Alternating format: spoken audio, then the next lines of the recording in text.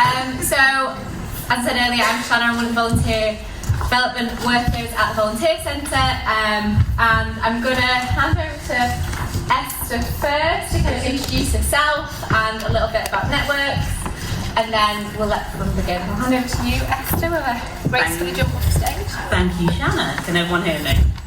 Yes. Fabulous. So I'm Esther, and I'm currently chair of the Northwest Volunteer Managers Forum, which is always a bit of a mouthful, and I've been an active member of that for about 2 years. And I'm also a member of the Cultural Volunteer Coordinators Forum, which is another network, and again it's a little bit more specific around cultural organisations. So I work for the Pankhurst Trust, which is an organisation which has volunteers for the Heritage Museum, but also across Manchester Women's Aid. So we've got a really wide variety of roles and a mix of roles. And so I have found these networks amazingly helpful. My role before this one, I was Operations Coordinator and Volunteers Coordinator at Elizabeth Gaskell's house.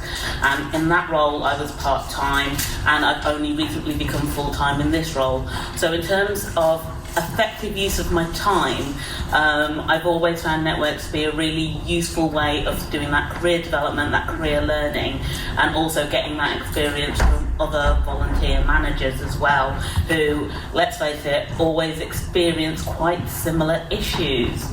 And so we're going to do a bit of an exercise that's going to be very interactive with everyone in the room, and that's going to sort of focus on this idea that as volunteer managers we do have similar issues, and then afterwards we'll get together, we'll talk about those experiences, and we'll talk about ways in which being part of a network can help you as a practitioner working with volunteers. So I'm going to hand back to Shanna.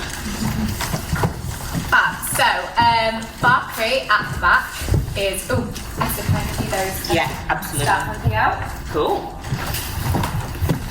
So Esther and Barclay are coming round with your bingo cards. Woo! And, I don't have anything for a slide, I just didn't want to advertise windows behind me. So yeah, coming around with bingo cards. Has everyone got a pen? Has everyone got a pen for bingo? Do we all have pens? Because that's the most important tool for bingo. And basically what we're going to do is we're going to play human bingo. So you are all the bingo numbers. It's going to involve you moving around. So yeah, don't get too excited. But can we have everyone sort of ready and raring to go? Because I'm actually, there's no prizes. There's no prizes. The prize is knowledge. The prize is pride. But basically, we do want a line. First of all, we want people to get a line, and we want people to shout if they get a line. So it's first to a line, and then we'll open up the floor for full house. Do we all know how to play bingo? Do we actually all know how to play bingo? I'm starting to worry.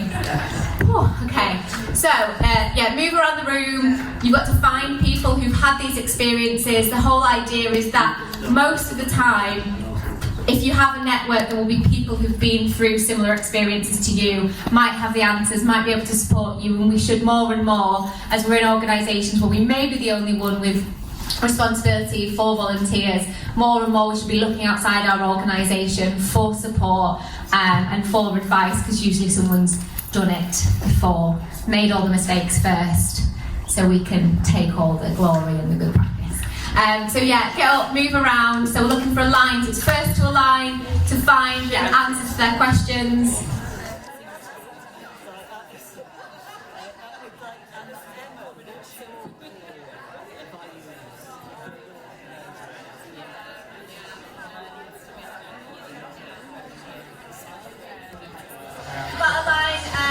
From Nicola from Barlow Moor Community Association. Nicola, who have you got on your line? So we've got. So we've got has worked with supported volunteers. Alex has had a difficult conversation with a volunteer. That's Tony. Is new to volunteer involvement. Gabrielle. Has recently, or is currently putting together a volunteer strategy, Esther, and worked with asylum seeker and refugee volunteers, that's Tony. Is that Tony? Okay. Got 2. I'll let you have it. I'm very competitive and very strict. But there you've got some clues. So we're going for a full house now. A full house.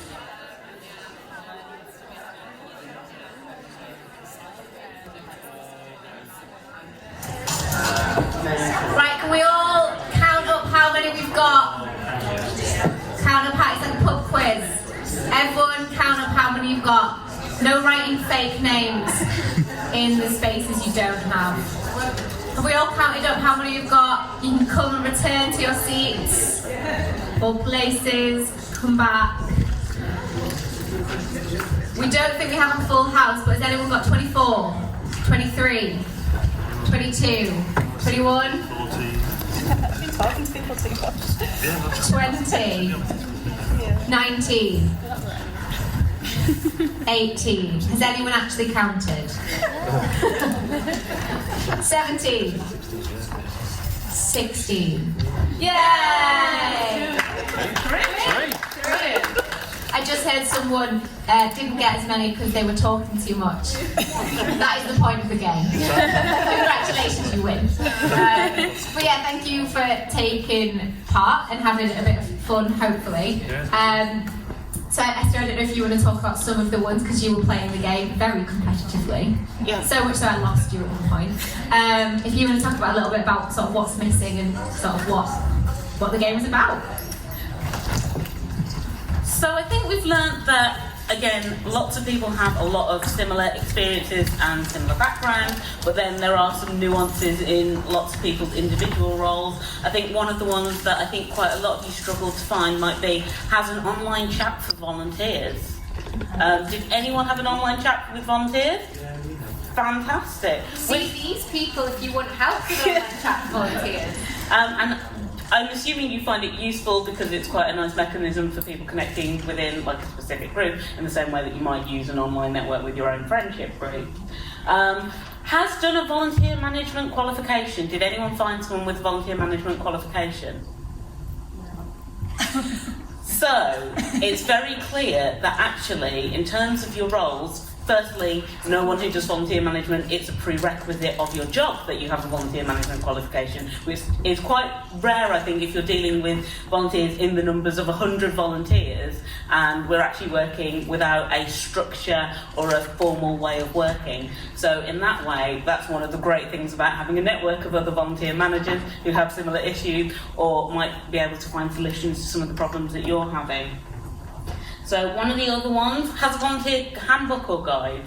Can I get an indication of people who have a volunteer handbook or guide? That, I'm not surprised, I thought would be kind of quite a big, large number. But in terms of one of the things that we've done as a network with both the CVCF and the Northwest Volunteer Managers Forum was comparing each other's handbooks and guides and sort of sharing ideas, seeing really good ways of putting things across, how people's application processes and induction processes look. Because I think a lot of those are going to be very specific to your organisation, but there is a lot of learning that can be had looking at another organisation's induction processes. And again, in the discussion earlier from Pride, they were talking about having these recruitment pop-up shops.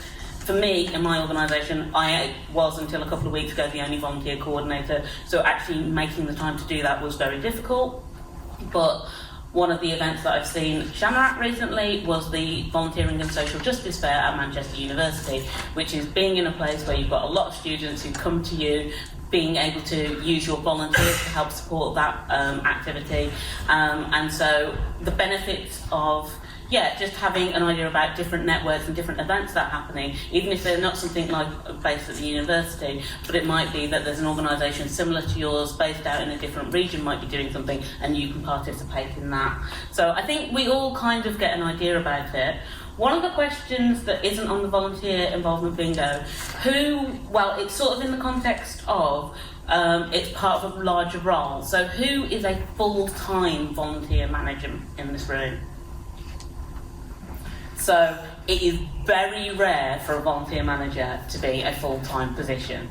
I very rarely see that. And again, the value of doing the networks is that I've got that concentrated 2 hours for a network where I am just thinking about volunteer management. I'm not thinking about the other things that come at me in my job. I'm not thinking about the other priorities for the organisation. All I'm doing is thinking about strategies, ways to improve it, and doing that really, really practical thing. And so my other questions, who is in a network for volunteer management? So again, what network are you a part of? So I work at the Students' Union, and we've got a university-wide volunteering one called the WSCVA. Don't know what it stands for. WSCVA. WSCVA. WSCVA. Sorry, you don't know what it stands for? Don't know what it stands for. And sorry, you mentioned you? Part of the Association of Volunteer Managers. Yeah, which is kind of very national organisation with lots of sort of these big statistics that we get, sort of the sharing about the value of volunteering and social inclusion and things like that. And again, do you have to be a member of something specific to be a part of that network? I think you have to pay for it. Yeah. To be honest with you, I kind of think money that can keep it to go to the conference if you remember. Yeah. It works out cheaper. But there is lots of really good shared learning. So again, with CVCF, I became aware of that. Our organisation wouldn't fund for us to be part of that network, but what was great is people came from that network and then shared the knowledge with the rest of the group about some of the things that they've done. So it's a really inclusive way of learning about other things and getting access to all of that information and data and sharing things like house shares if everyone wants to go up to a particular conference, sharing transport and things like that, because a lot of us do work for charities and we don't have unlimited budget. So again, there are real benefits to being part of a network or tying into a network, even if it's not going to every physical meeting, that you can get out doing that. So what are my other questions? I have terrible handwriting. We've looked at who's full-time or is, just a volunteer manager. So we were looking at volunteering on prescription. That's something that, as my organisation, it's a women's aid organisation, we'd be really, really interested in working on that. But again, the time to develop the ways and the practices around doing that take time. So being able to just have a session where you can actually bring in an expert externally is really good. So lately we brought in someone from Manchester VIP. So I believe we've got someone from Manchester VIP here, which is basically it's a Manchester-wide database of volunteers who are looking for different roles, and they came and talked to us about the process and all the different systems for using management. Does anyone have any issues with volunteer data management? And so are people working with spreadsheets or bespoke systems or paid systems? So again, it was a really good session that we had where it was really, really targeted, and we were just talking about specific systems that people use, the benefits of different systems, the costs of different systems, and whether there are collaborative ways of working as well. So is there anything any of you would want from a network? So has anyone got particular issues that no one in your organisation could deal with? I work for a community project that's nested within a housing association. The monitoring system that we use for sort of our volunteer outcomes and stuff like that is based off a business analytics system for using sort of real numbers like financial numbers and targets and things like that. We currently have a spreadsheet. I arrived at the organisation in July. We're about 18 months into delivery of a approximately 3-year-long lottery-funded project. And we've got a single spreadsheet that every time someone attends a session as a volunteer or a participant, a record goes into the spreadsheet. It's currently about 1,500 entries long and glitching when you try to scroll through it. And we've still got 15 months of the project to deliver. And I've sort of tried to have tentative conversations about switching to something like a database, and I'm told, oh, but we use Click here, and that's what the project has to use, and you have to keep using that spreadsheet. And also every time you put a spelling mistake into the spreadsheet, it creates a new beneficiary record. So that requires a pivot table every month to check that there's no spelling mistakes. So I think if I was part of a network, I could maybe get some advocacy about, please can we change our monitoring system? But well, I don't know. Yeah. Okay, thank you very much for that. So one, you really do need to speak to, sorry, what was your name again? Manchester? Gabrielle from Manchester VLP, because I think you need to have that conversation. But secondly, we do just sit sometimes and whinge about conversations that you have about colleagues and getting them involved. One of the big things is getting staff buy-in with the volunteers that they work with, and how they might sometimes step away from that. So actually we do have conversations about really practical things about actually how did you broach this conversation with your board, how did you broach this conversation with your manager, how did you broach it with this team, and how do you enumerate the benefits to them of changing to something that makes your life work better. Because if you're working more efficiently, that will be of a benefit to the organisation, and if they really want to engage with their volunteers, they do need to be listening to you. So I do think that it is really, I think it's a really valuable thing. So I think I've been told I need to wrap up. Just to talk about the North West Volunteer Managers Forum and the Cultural Volunteer Coordinators Forum. Cultural Volunteer Coordinators Forum is specifically about cultural institutions, but it's, I think it's Manchester-wide, and then North West is the entirety of North West, and you don't have to be in a cultural organisation. So if you are interested, do get in touch with me. My details are on the sheet, volunteers@pancreastrust.org. And if you do have any questions, please do come and find me and talk to me. But thank you very much.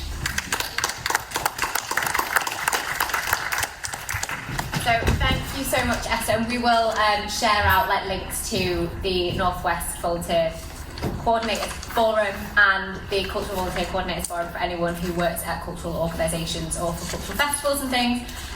The Volunteer Centre Manchester also has its Volunteer Coordinators Forum, and that is primarily sort of geared at organisations that work with volunteers in Manchester. Obviously they get priority, but then if organisations who operate outside of Manchester and Greater Manchester, if there's space, will obviously welcome anyone for those organisations. We also have a volunteer coordinator forum online using the channel Slack. I don't know if anyone has used Slack in the past.